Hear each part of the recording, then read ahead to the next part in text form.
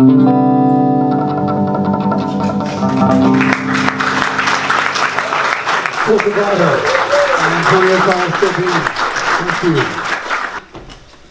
is Dawn. Are you here? You said you were going to be here. You're not here. Dawn Farrer gave us this quote from Maya Angelou. I've learned that people will forget what you said, and people will forget what you did, but people will never forget how you made them feel. Right? Right? Y'all have heard that before, haven't you? Yes. Probably from here.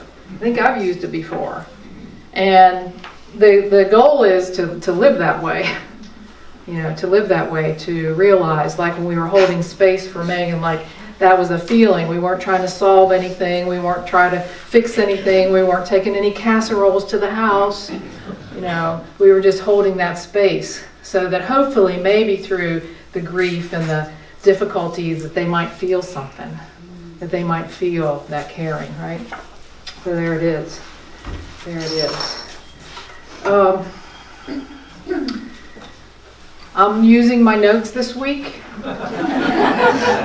Last week, you know, that I didn't use my notes. I decided that I wouldn't do that. And I met with my Akashic channeler, Bonnie Grace.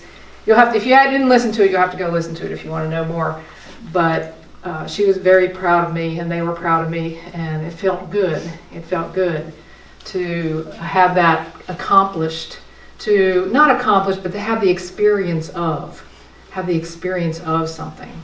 Because you know what? Life is such a mystery, isn't it? Life is such a mystery. But you know what? We're always trying to figure it out. You know, we say it's a mystery and then we want to figure it out. Like, okay, we want it to be more formulaic. We want it to be mathematics. Like A plus B equals C. That's the way we want our life to be. Even though we know it's a mystery. But we know it's more like art, isn't it? Life is more like art. Life is the canvas. But then you got the canvas, you can use all kinds of different paints on it. You can use all sorts of things on a canvas. And that's just one piece of art. There's the sculptures and the pottery, and there's written word. I mean, there's all sorts of art.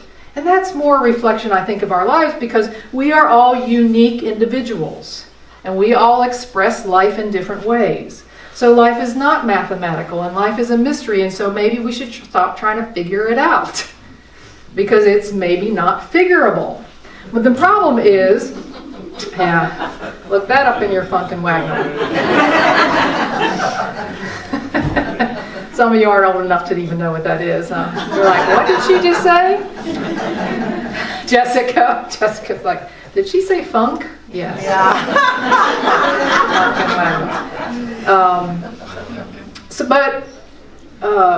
Now I lost my train of thought, so I'll look at my notes. So we have too many judgments about how we think life should look, I think. We're taught that life should look and should feel a certain way. Like, for instance, we say, well, if we work hard enough, if we study hard enough, if we put our nose to the grindstone, if we exercise enough, if we eat right, then our life's going to be good. Like, we're going to have a good life. Yeah. Is that working? No. Like, if I treat people fairly, if I'm a good person, then I'll have a good job, I'll make enough money, I'll have lots of friends, I won't ever get too sick, and my life will be good. I'm like, what a narrow definition of good life.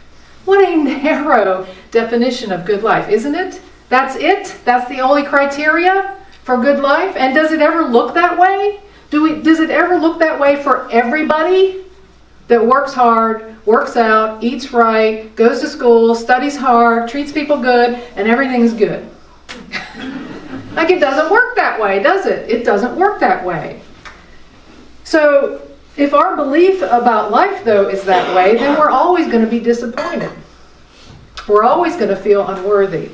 We're always going to feel as if we don't measure up, if that's our definition of good life. So I'm wondering are we even close to being right if that's our definition? Like, is that really what a good life is? Like, it doesn't seem like enough. We have this ingrained kind of definition for it. And here we are in the middle of the Christmas season, And in the Christian tradition, Jesus is being born. And you know what? Jesus came here. He shook everything up. He shook everything up. He didn't believe. He didn't come in and say, well, this is the rule, so this must be the way it is. Like we do about, well, this is the rule of life. This is what it's supposed to look like. And if I do this, it's supposed to be that. No, he didn't do that stuff. He didn't do that. In fact, he said this. Here's a saying that deserves a second look. An eye for an eye and a tooth for a tooth. Is that going to get us anywhere? Like that was the rule of the day. Still the rule of today sometimes. He said, here's what I propose. Don't hit back at all. Like he was shaking it up. He was shaking the belief system up that was at the time in the Jewish tradition. He said, if someone strikes you, stand there and take it. If someone drags you into court and sues you for the shirt off your back, gift wrap your best coat and make a present of it. Like this is shaking the belief system. It's shaking it today. What do you mean? Really? This is what I'm supposed to do? This is what he was trying to tell the people of the time, and maybe us too.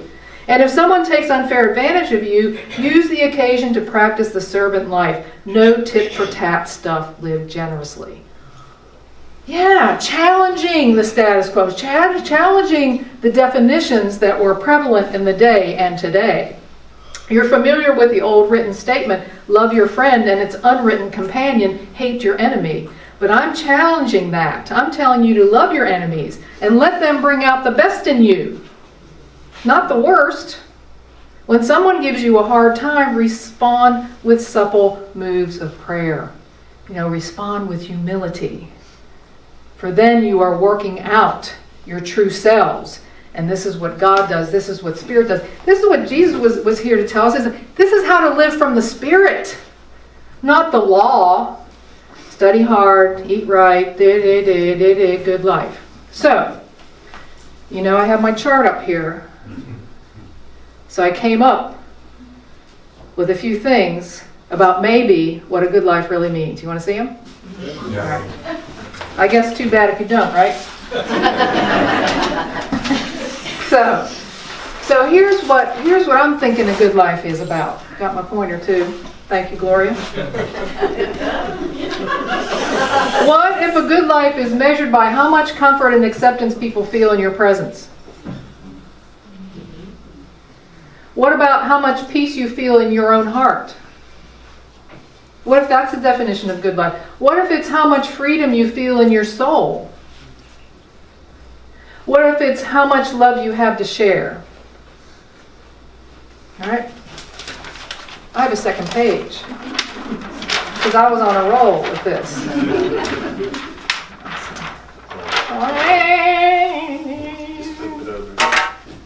I want to stick this on the bottom of it. I want to post it right here. Here we go. I'll just flip it over. Right there. That's life. That's life. How much care and concern you have for other people. What if that's how you define a good life? How much you've grown. How much you've shared.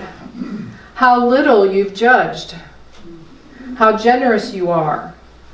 And how satisfied you are with your imperfect self. What about that? What about these things? I'm going to cut this off here. I think this is a lot different than what I first started talking about, right? The old way of thinking about what it is to have a good life. There it is. There it is. What if these are the measures of a good life and we've been getting it wrong? Or we've been focusing on the other way too often. And we don't realize that maybe this is the definition of a good life. That the rest of life, all that other stuff, that's the mystery. That's the mystery of life. This is the truth of life, maybe. Like I'm trying to shake it up here a little bit. No, I'm not Jesus. I'm not trying to say that. I'm saying maybe we got it wrong. Maybe that the treasures that don't get rusted and moth-eaten here on earth is this. Maybe these are the treasures. And in the meantime, we do have these hardships and failures in life, don't we? In the meantime, this way of being is not eaten up because we have hardships and failure. The hardships and failures are not the litmus test, are not the scale for which to evaluate a good life. It's not that way, it's the other way around. I mean, what is a failure after all? What is a failure? You know, the failures are the one thing we all have in common. I mean, anybody not have that? Okay. I mean, we all have that in common. There is not one of us, I would say, I'm projecting now, who hasn't failed at something, who hasn't fallen short, who hasn't done something that they're not proud of, who hasn't failed. I'm thinking, maybe in that sense, we were born to fail. We were born to fail. It's common to all of us, so why couldn't I say that? We were born to fail. Maybe we were born to experience what it's like to not get everything we want all the time. Maybe that's a spiritual way of being. Maybe that's a spiritual way of being. I'm like, oh, yes, failure. Because it happens to all of us. And we do it all the time. We do it all the time. It reminded me of this book that I've had on my shelf for about a year. You know, I keep my books on my shelf for a while. It's by Pema Chodron. It's called Fail, Fail Again, and Fail Better. That's the name of the book. Fail, Fail Again, and Fail Better. It's a commencement speech she did at the Naropa University back in 2014, the year her granddaughter graduated from that college in Colorado. And she had agreed that if she ever graduated from a college that she would show up and do the commencement speech. So there she is. She's out there doing the commencement speech. She's like, what am I going to talk about? How'd you like that as an administrator, feeling her topic being fail, fail again, fail better at a college commencement? Yeah, because it's backwards. Because we built this thing and says this is what success is, but really, maybe this is what it is. And maybe because failure is something we all have in common, that there's not one of us who hasn't had that experience and continues and probably will have it. We have it about every day in our house. Renee and I were making cookies for the cookie swap. We put the first batch in the oven. We took them out too early. They were mushy in the middle. Fail. It was a fail. Although, we now call them our fudgy cookies. We keep them in the refrigerator and she and I eat them. Because they weren't bad enough not to eat, they just weren't church-worthy cookies. Thank you, Pam. They were not church-worthy cookies. You know, so it happens just about every day in our house. Something doesn't work out. So if that's the case, here's some of the things Pema Chodron says to the kids the young adults that she's talking to at commencement. She said, well, this. No one really knows for sure what might happen. You're coming out of college, you're leaving here. No one really knows for sure what might happen. That's true. We don't always live that way, but we know it's true. And anything is possible. Or I would say, even if you don't think, well, anything's not possible, many things are possible. Many things are possible. Given this, many things are possible. Not just one. There's just not one way of looking at something. Many things are possible. Here's another thing she says here. You never know where something will lead. You know that failure that you had? You know that time you tripped and fell? You know that time that this happened and that happened? You never know what's going to come out of that. You never know who you're going to run into or how your life's going to turn out. Ask Amy Brown. She met somebody in Portugal. She met someone in Portugal that she fell in love with. Who knew? Did she know that before she went? No, she didn't. I'm calling you out. You don't care, do you? It's all over Facebook. Don't worry. How do you think I know to begin with? Right? Like you never know how it's going to turn out. You never know how the next thing will be the next thing will be the next thing. And you're like, wow, if this wouldn't have happened, I wouldn't be here. You know, I think about that when I moved here from Washington, D.C. area. I lived in Virginia, and back in 1996 I moved here. In 1994 I had breast cancer. And as I was recovering from breast cancer, I got really brave. I decided to leave my job in Washington, D.C. and move here. I didn't know anybody who lived here. I didn't have a job here. I just got in a U-Haul and moved my stuff here. And then I went out west for a while because I wasn't ready to work. But I came back and I said, you know, what am I going to do? I went to, some of you have heard this story a lot, but I went to Hieronymus Seafood on Market Street because I was living out at Cape Harbor Apartments. And I sat down at the bar to have dinner. And this guy sitting next to me was a FEMA inspector. Hurricane Fran just poured through here. After I talked to him, he said, "You should be a FEMA inspector." I'm like, okay. So I went to Raleigh, got my laptop, and I was a FEMA inspector. It's like you never know what's going to happen. You never know. The failure, the misstep, the uncertainty, what it's going to happen. And of course my own quote, which I've shared here before, which is, anything can happen to anybody at any time. So we know all that. We know all that. We know all that. So why should we be trying to figure out life? It's a mystery. It's a mystery. And maybe, and usually I would say, that what we call failing is simply the story that we had told ourselves. It doesn't look like that. The story that we made up about how it should be or how we wanted it to be, it doesn't look like that. But that's just our story. It's not the story. It's just a story. So why do we have to call that failure? Pema Chodron says, we don't have a lot of practice learning about how to fail. Right? Because we practice succeeding. That's what we practice. We practice making it happen. We don't practice failing. Like, do we really need to practice that? Or what would it be to practice failure? What would it be? How would you practice failing? It seems a little weird. Well, maybe it's just one of the mysteries of life. And maybe, like I said before, we are simply born to experience not getting everything our way. Like, we're born to experience the rawness of failure, that wide open thing, that it's not going to work out. And we're here to have that experience. What if that's the truth? That's my Jesus thing. What if that's the truth? That's exactly why we're here. Because you know what happens when we fail? You know what happens when we don't get it right? It feels like we're raw, doesn't it? If we're really got a good one that we failed at. It's really raw. It really rips us open. And you know what happens when we're ripped open? That's the time the light comes out of you. That's the time the truth about what you are is revealed. That's what happens, is that light is no longer covered over by your assumptions of what it should be and how it's supposed to be. And the light comes forward from you. That's what I think. And you know what that light is? That light is vulnerability, my friends. That light is vulnerability. And to be vulnerable is the most courageous thing any of us could ever do. You say, oh no, it's better being tough. I would say anybody who says that, try being vulnerable. Try splitting yourself open. Try just letting it all out there.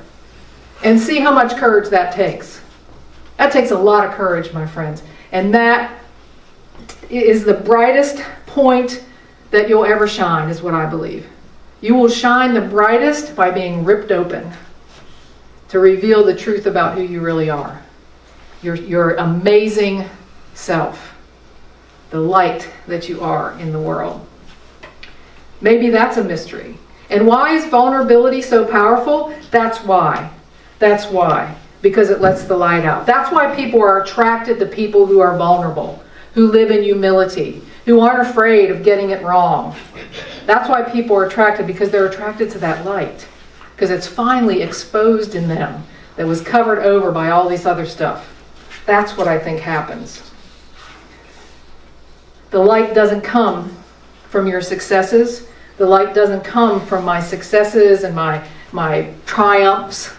That's not where the light is. All of my successes and triumphs separate me from you. My vulnerability connects me to you, because we all come from that same light. That's what I think. That's what I think. Pema Chodron says it this way.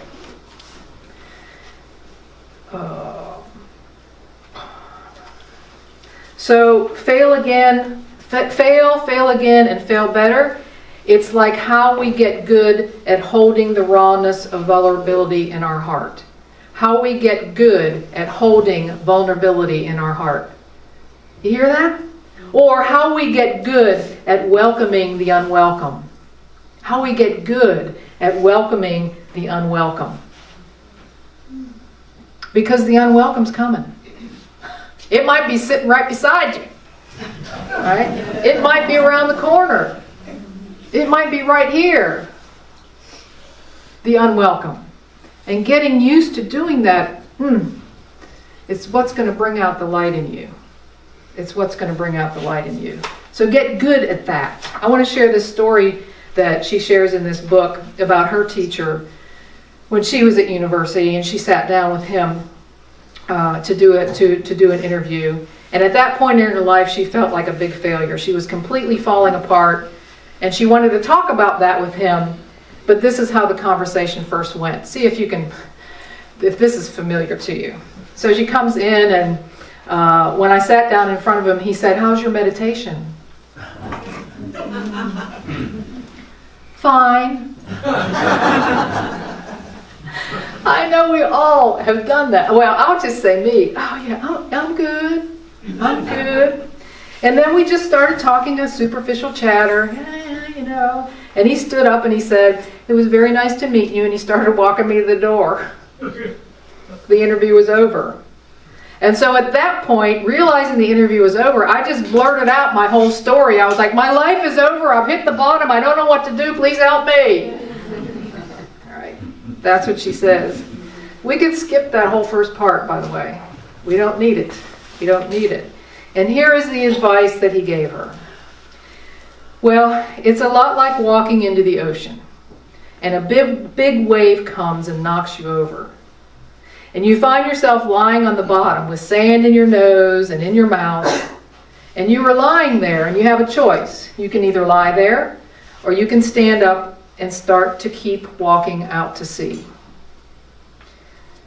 So basically, you stand up because lying there equals dying. Metaphorically, lying there is what a lot of us choose to do at that point. But you can choose to stand up and start walking, and after a while, another big wave comes and knocks you down. And you find yourself at the bottom of the ocean with sand in your nose and sand in your mouth, and again you have the choice to lie there or stand up and start walking forward.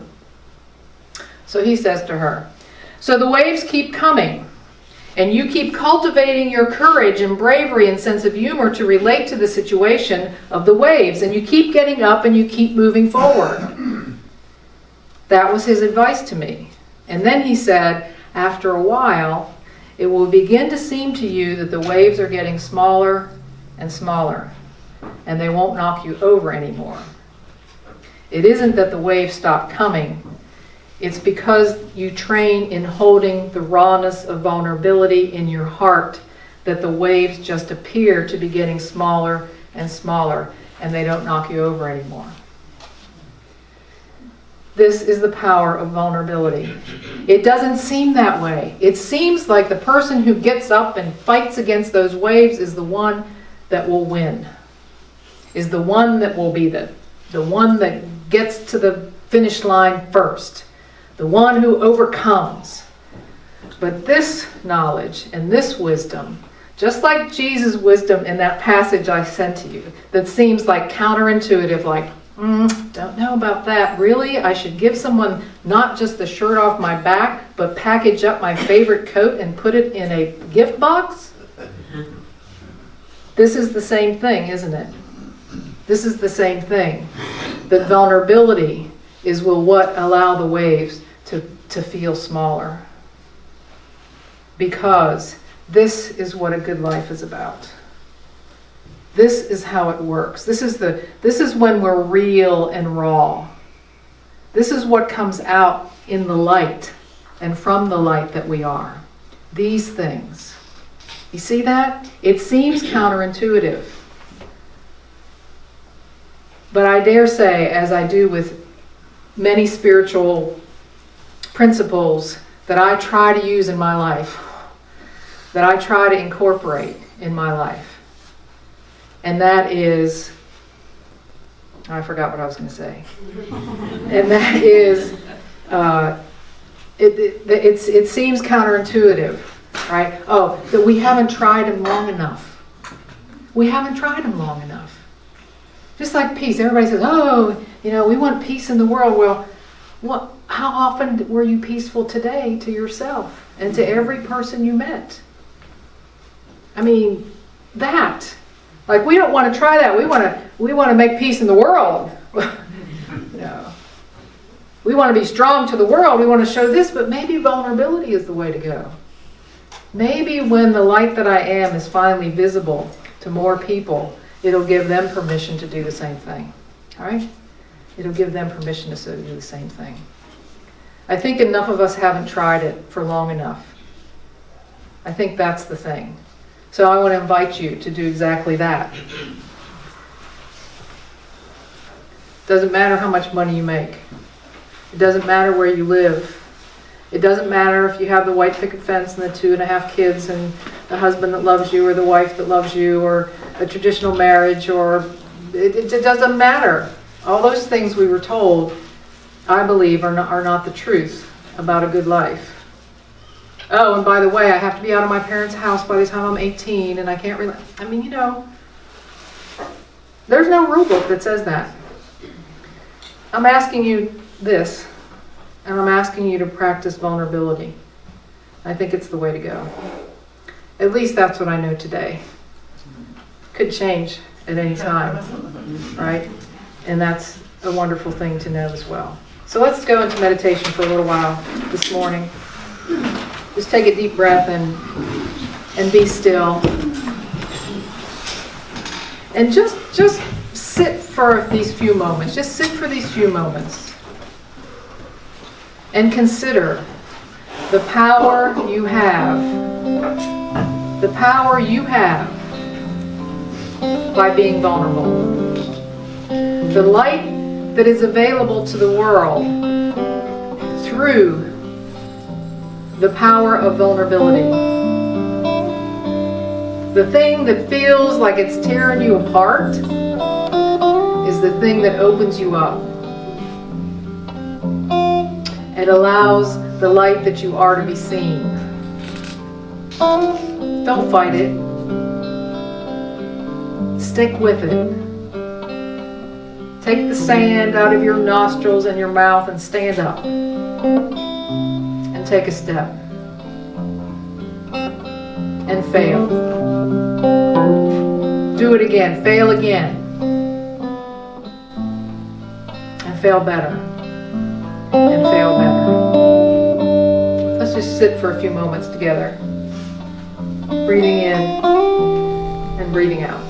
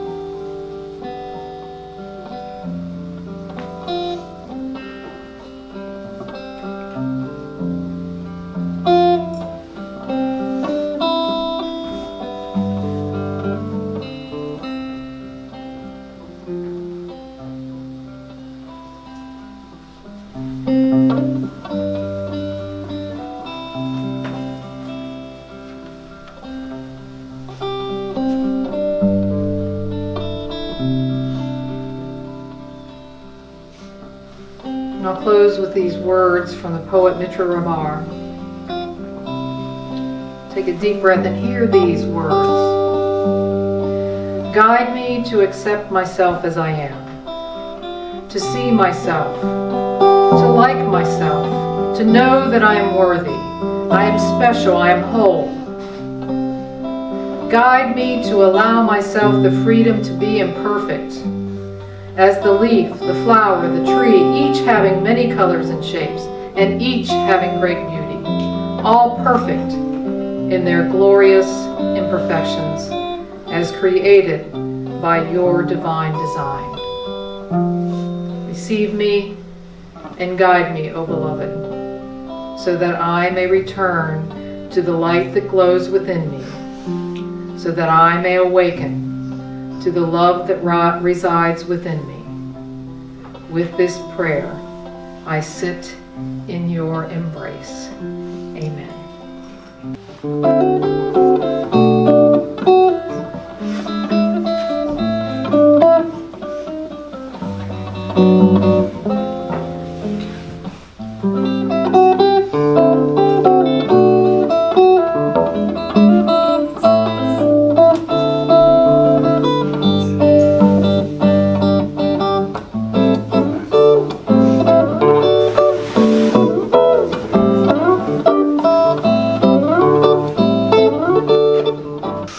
May I be filled with love and kindness. May I be well. May I be peaceful and at ease. May I be happy. May all beings be filled with loving kindness. May all be well. May all be peaceful and at ease. May all be happy. Thank you all so much. See you next week.